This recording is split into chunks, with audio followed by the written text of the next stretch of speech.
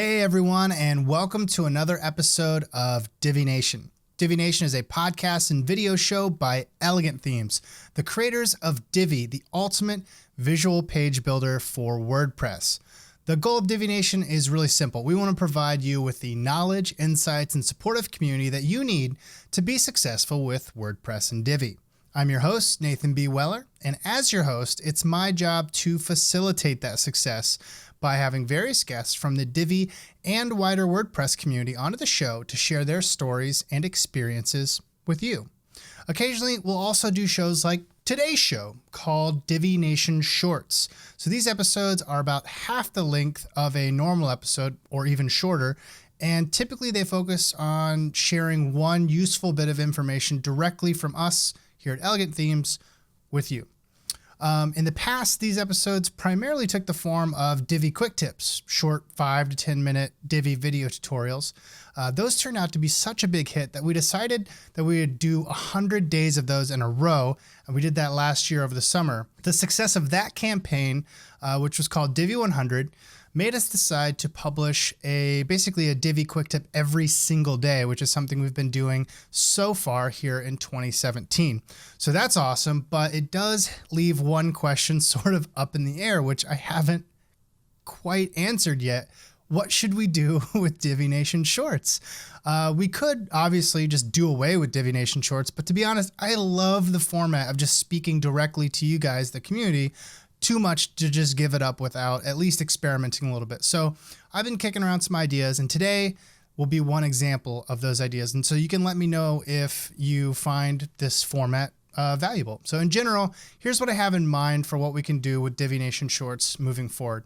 I see them as sort of a combination of community announcements, behind the scenes content of things going on here at Elegant Themes and the Divi community as a whole, and then useful topics that are not necessarily Divi specific, but highly relevant to the Divi community. And that's actually the version of this that we're going to explore today. The topic that I want to talk about today is comment policies and why they're important, as well as some tips on how to create one. So this is something that I think is important to the Divi community because the Divi community, Divi Nation, is actually made up of a lot of smaller communities and smaller brands.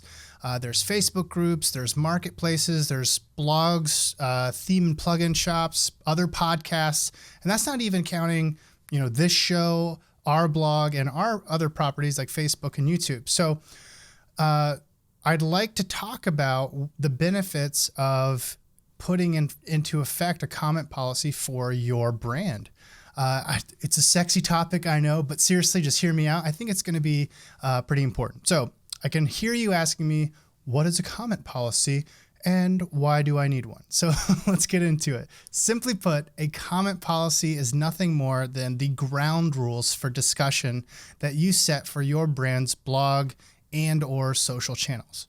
And it's important to set these ground rules because what you're doing is you're also setting the community's expectations of what's acceptable when they choose to engage with you, your content authors, or other community members in those spaces. So in my experience, a good comment policy does three things, and I'm going to go over those point by point now. So the first thing that a comment policy does is it outlines and encourages participation that embodies your brand values. So here at Elegant Themes, our three core values are elegance, empowerment, and community. When it came time to write up our comment policy, what I did was I made sure that we put a premium on behaviors that would make our comment sections a place where people showed appreciation for good design, encouraged each other in whatever it was they were trying to achieve, and that people could kind of come together around these ideas of personal growth and constructive criticism.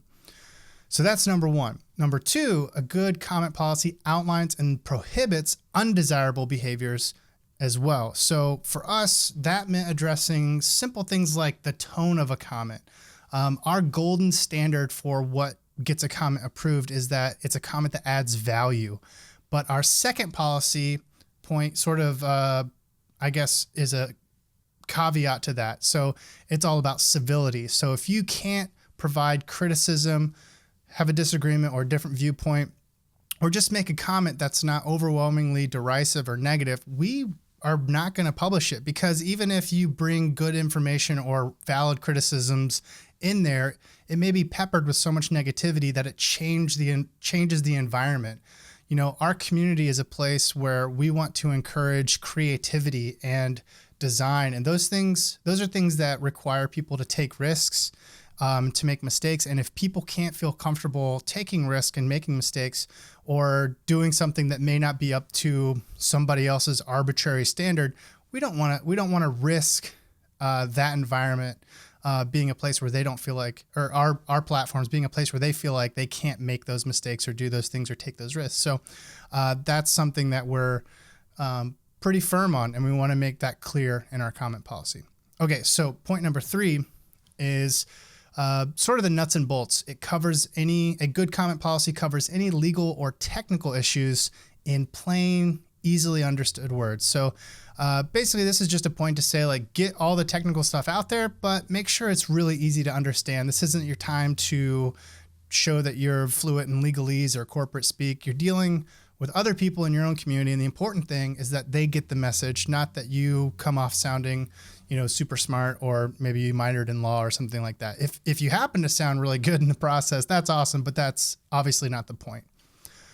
And that's it. So just to recap, a good comment policy is something that sets the ground rules of discussion, and it does so by encouraging participation in a way that embodies your brand values. It outlines prohibited or undesirable behaviors, and it also takes care of all the technical or legal issues that you might want to address, such as liability or comment deletion and moderation, or email usage and stuff like that. There it is. That is my case for a comment policy and a few tips on how to go about creating your own. I hope you found that helpful.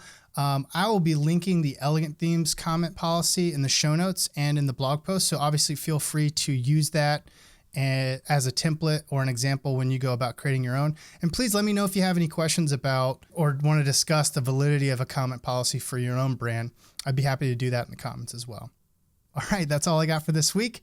We will be back next week with another full-length episode of Divi Nation as I interview more members of the Divi community. Thanks everyone for tuning in. I'll see you then.